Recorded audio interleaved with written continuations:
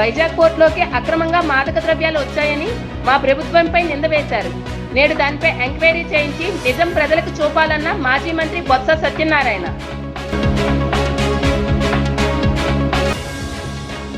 గోవధ చేస్తున్న కబేలాను ముట్టడించిన హిందూ ధర్మ రక్షణ సమితి సభ్యులు కబేలా జరిగే ప్రాంతాన్ని గో సంరక్షణ కేంద్రంగా మార్చాలని డిమాండ్.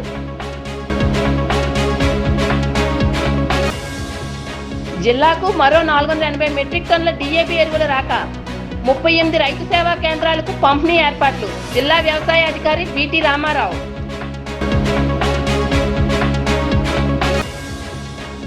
గోవధ నిర్వహిస్తున్న వారిని కఠినంగా శిక్షించాలి. గత ప్రభుత్వం చర్యలు తీసుకోకపోవడం అందరికీ తెలిసిందే. ఈ ప్రభుత్వం చర్యలు తీసుకోవాలని పలువురు ప్రజల నుంచి డిమాండ్. శ్రీలంక ఇండియా మొదటి సిరీస్ T20 మ్యాచ్లో శుభారంభం చేసిన ఇండియా టీం.